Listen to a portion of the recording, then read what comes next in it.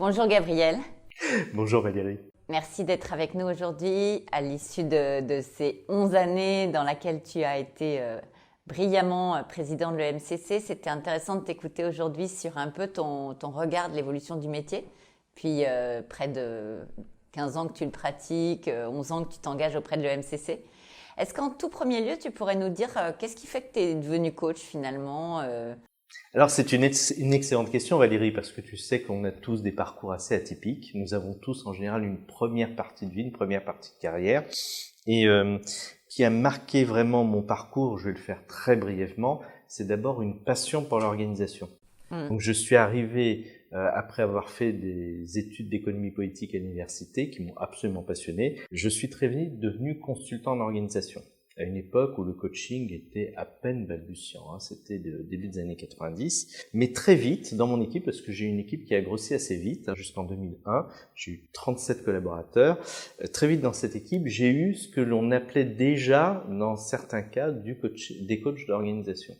Et donc, j'ai commencé à découvrir cette posture en intervenant sur le terrain, en m'apercevant que moi, en tant que consultant, je donnais beaucoup d'outils, je mettais beaucoup d'énergie à aider mes clients, et des coachs eux-mêmes aidaient simplement le client à bâtir sa réponse, sa stratégie, à arbitrer, à décider, etc. Et c'était infiniment plus efficace. Et en fait, j'ai commencé à prendre le métier un peu comme ça sur le terrain. Et un jour, un DRH m'a dit, mais qu'est-ce qui fait que tu... Il savait ce que c'était que le coaching, lui, il s'était formé d'ailleurs. Il me dit, qu'est-ce qui fait que tu ne dis pas que tu es coach professionnel? Et là, c'était le déclic. Je lui dis, tu sais, je suis pas formé. Il me dit, qu'est-ce que tu attends? Et donc, ça a été vraiment un déclic. Je vais me former donc avec Vincent Hénart à Paris. J'ai même d'ailleurs enseigné 4 années à ses côtés, en plus de mes activités de consultant et de coach.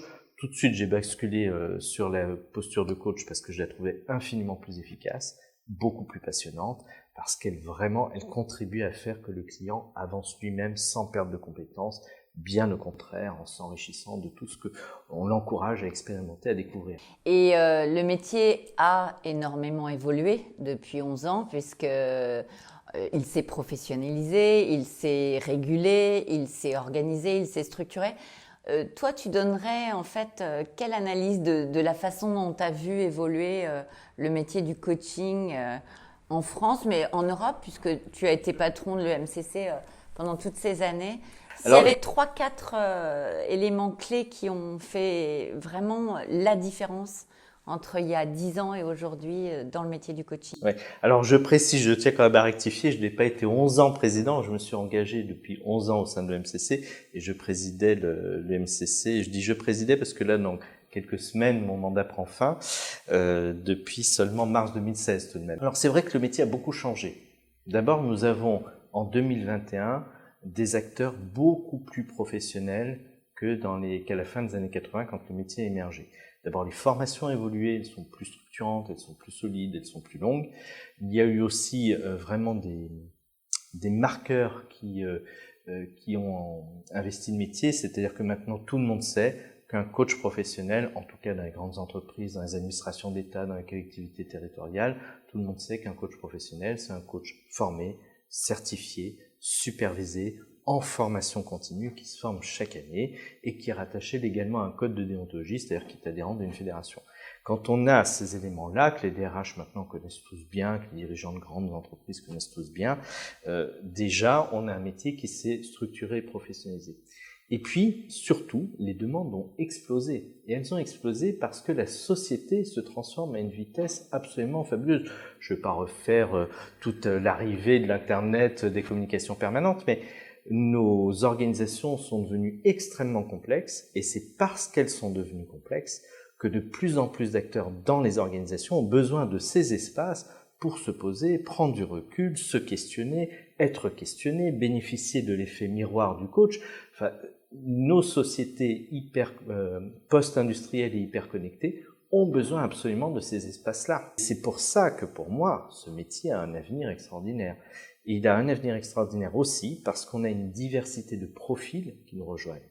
On a des gens qui, en première partie de carrière, ont été ingénieurs, médecins, avocats, dirigeants de petites ou de grandes entreprises, consultants, chercheurs, enseignants. Enfin, il y a vraiment de tous les univers, et c'est ça qui fait aussi la richesse et la puissance de ce métier. C'est peut-être intéressant de voir aussi que dans les évolutions, on a eu vraiment le coaching individuel très très présent, puis le coaching d'équipe. Maintenant, on parle de plus en plus de coaching d'organisation. Est-ce que tu peux en quelques phrases simples nous expliquer la différence entre les trois? Alors, le coaching individuel, bon, maintenant on le connaît bien, ça a beaucoup démarré par les dirigeants des grandes entreprises, et puis petit à petit, on a touché aussi les services RH, mais aussi les fonctions support, les fonctions opérationnelles.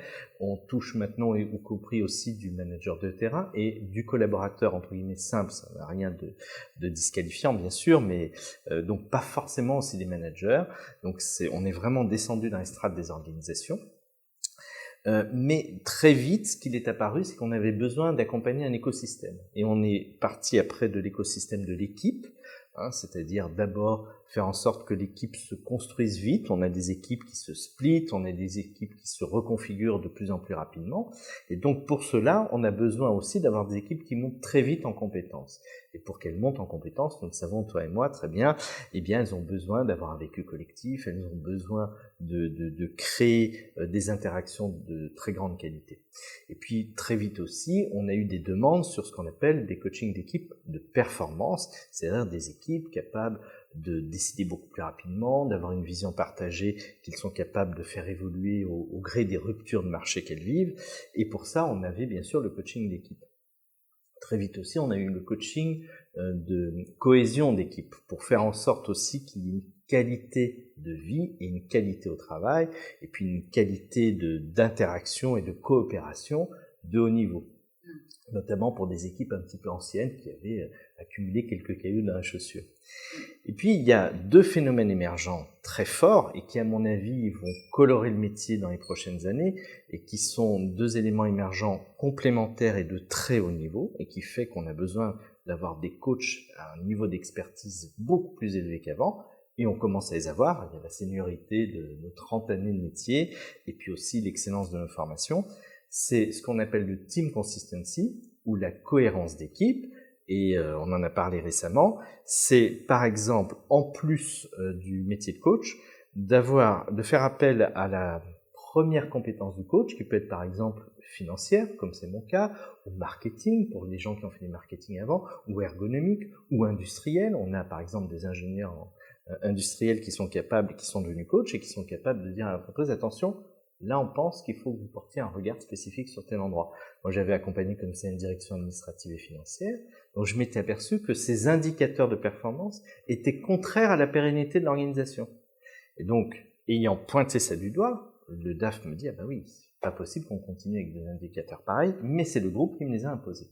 Et donc, on a travaillé ensemble pour faire venir des experts financiers, pour l'aider à renégocier ces indicateurs financiers avec le groupe. Et donc, on a fait ce qu'on appelle une remise en cohérence de l'équipe avec le système.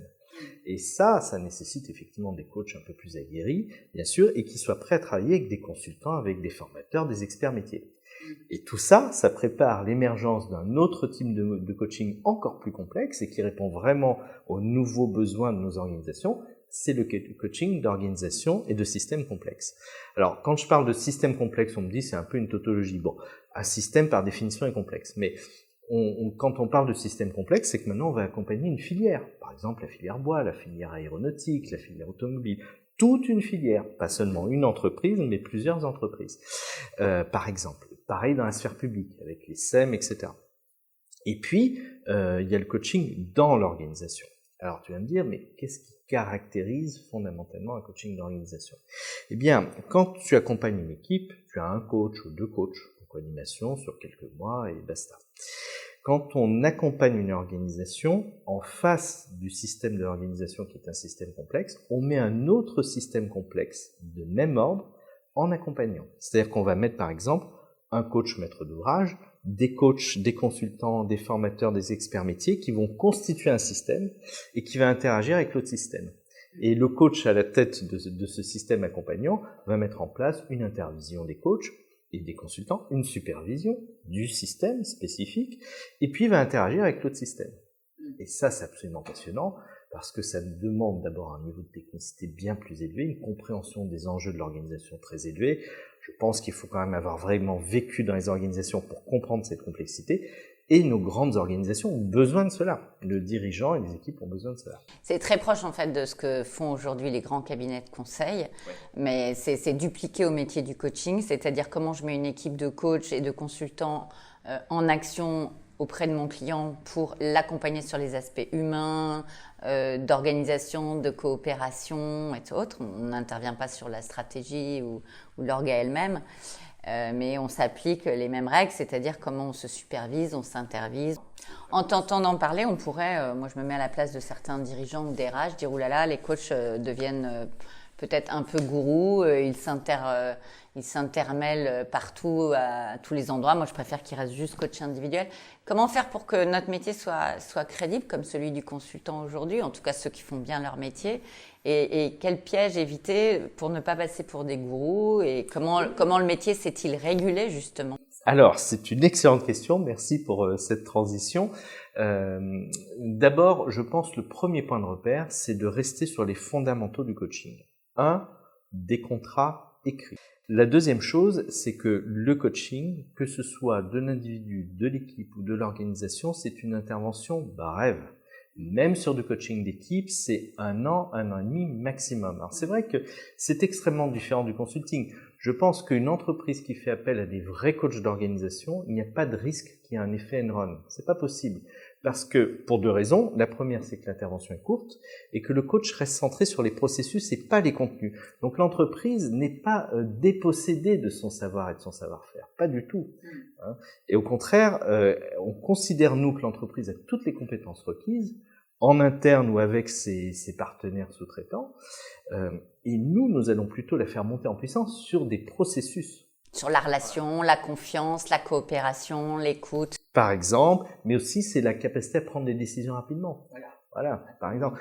C'est aussi être capable de faire le yo-yo permanent entre une vision qui va emmener les équipes vers les étoiles et puis le quotidien, l'opérationnel. Parce qu'une entreprise, une de ses premières finalités, c'est tout de même de garantir sa pérennité. Pour garantir sa pérennité, c'est être aussi capable de dégager du résultat. Ce qui est intéressant dans ce que tu dis, c'est que quand tu dis intervention brève, il faut rappeler quand même que notre métier de coach, c'est de créer l'autonomie de notre client. Donc, c'est lui donner toutes les compréhensions des interactions avec lui-même, en équipe ou les équipes entre elles, pour qu'il soit autonome et dire maintenant on sait faire, on sait mieux décider, on sait mieux communiquer, on sait. Et cette création de l'autonomie, c'est l'inverse de la gouroutisation. C'est pour ça que moi, ça me fait toujours beaucoup rire quand il y a ces espèces de fantasmes autour du gourou. Si quelqu'un a ce sentiment-là, c'est qu'il ne fait pas appel à un coach professionnel.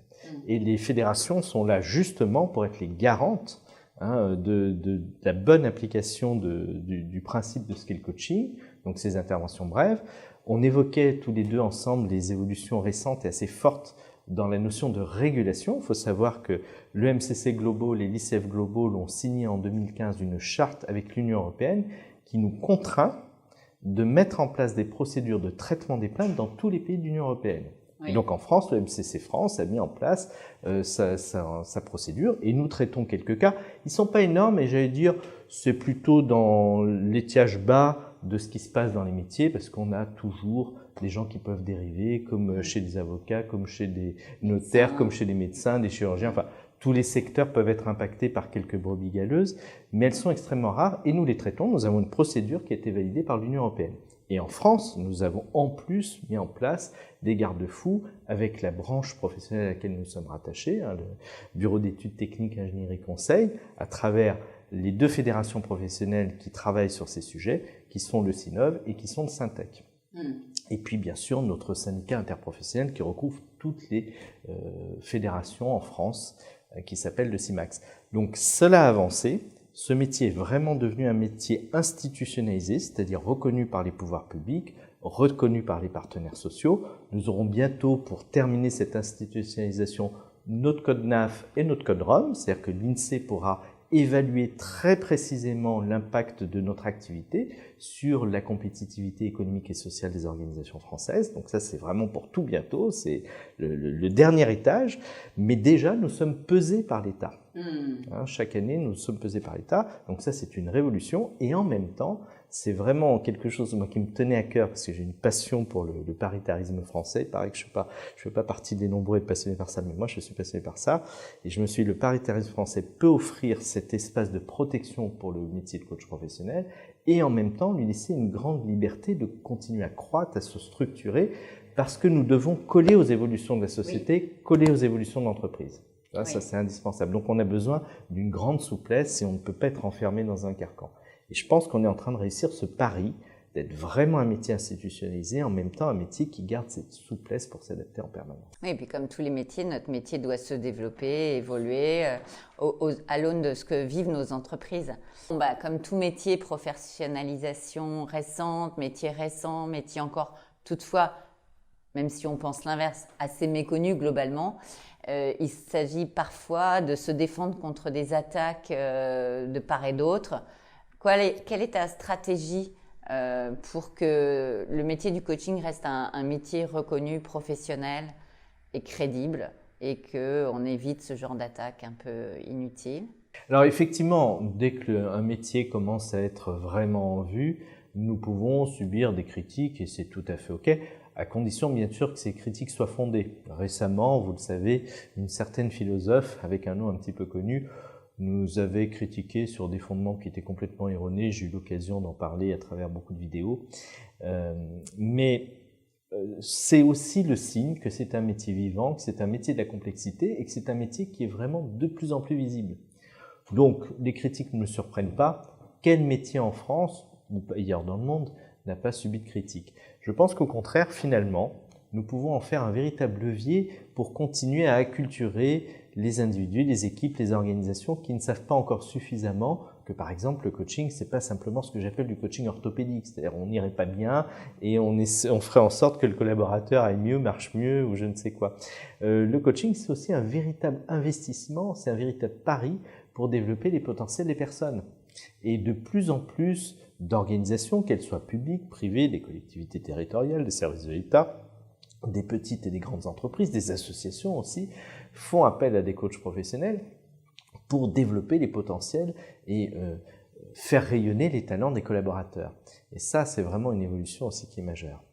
Il y a eu cette crise 2020 qui va continuer en 2021, probablement en 2022, qui a secoué les organisations, mais aussi secoué les personnes au plus profond de leur intimité. Comment tu vois le coaching évoluer au regard de ces nouvelles problématiques apportées par les personnes, les équipes et les organisations?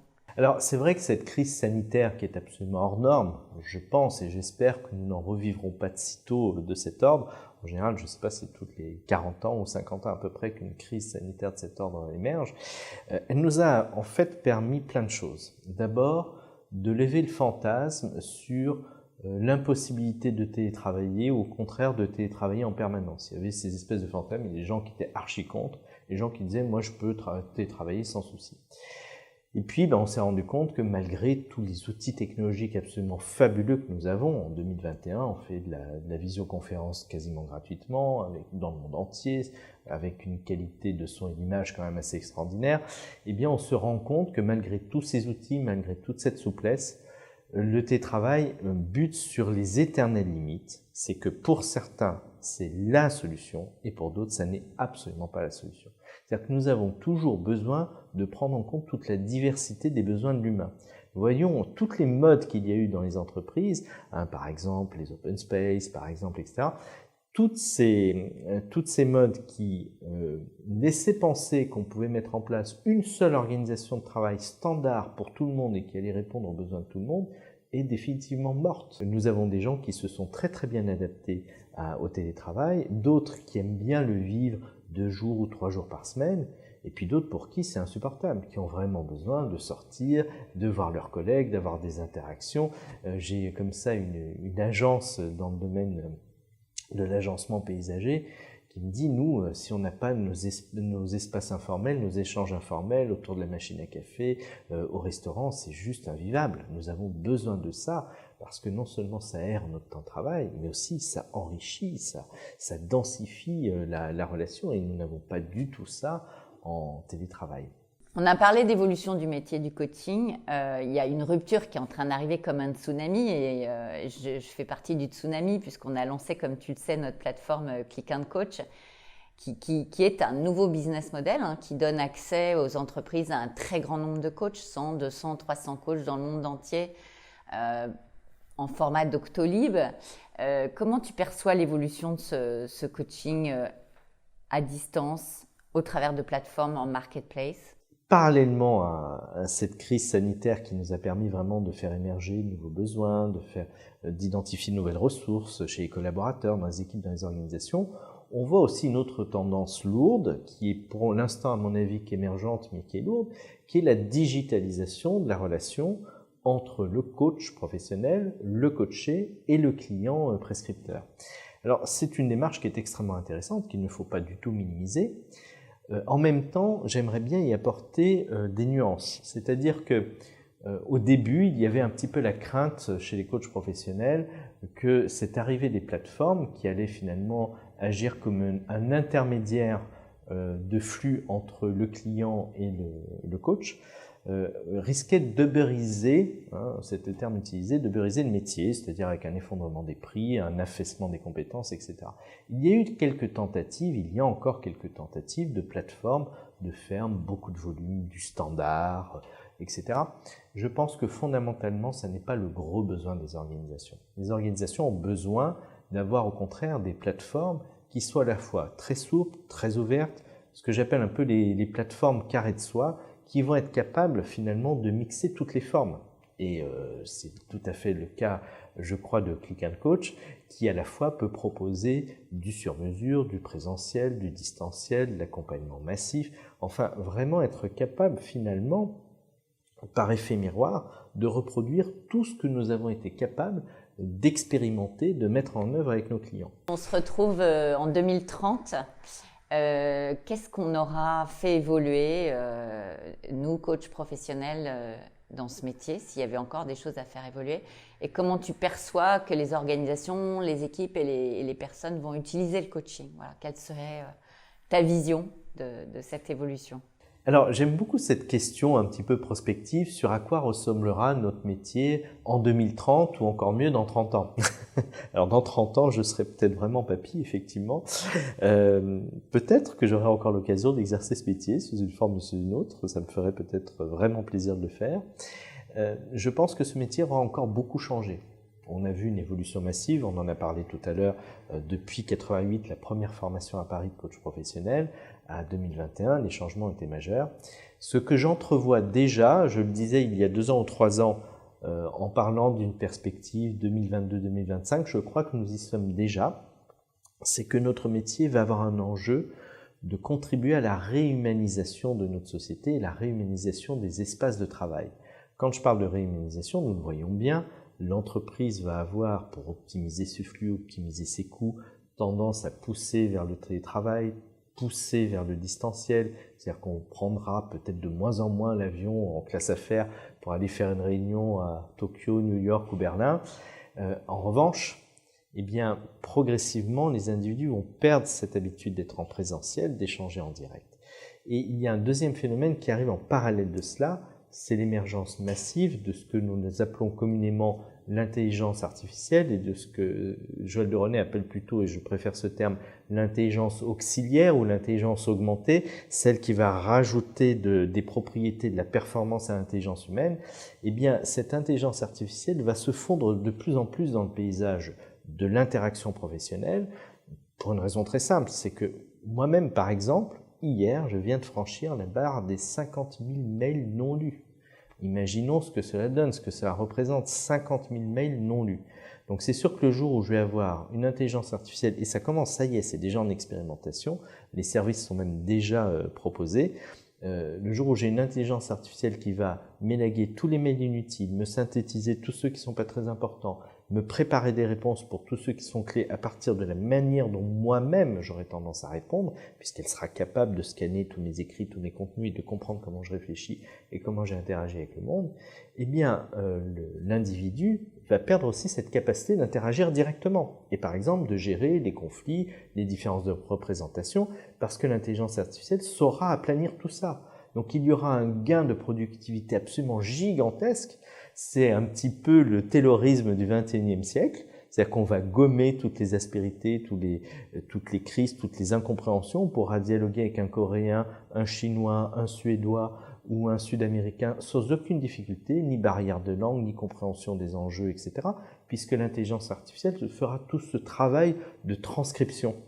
Mais en même temps, le jour où on se retrouvera en réel avec les personnes, nous devrons réapprendre beaucoup de choses. Et je pense que les coachs auront cette excellence, cette compétence à la fois de comprendre l'organisation, comprendre les enjeux professionnels et aussi d'amener cette intelligence relationnelle en permettant aux acteurs le réapprentissage de la vie de la relation. Il y a des gens qui me disent « mais c'est terrible le monde que tu nous décris ».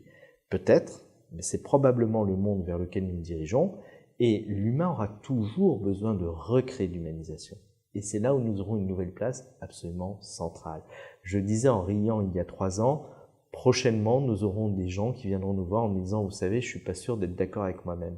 Cette question-là, on ne l'avait pas jusque-là. Gabriel, merci beaucoup d'avoir partagé tes convictions, ta vision et aussi les remarques pertinentes que tu as sur la professionnalisation de notre métier. Je te souhaite sûrement beaucoup d'autres projets pour continuer à la professionnalisation de notre métier. Et à très bientôt. Merci Valérie, ça a été un plaisir. Je crois que ça faisait 2 ou 3 ans qu'on n'avait pas eu l'occasion de rééchanger comme ça devant les caméras.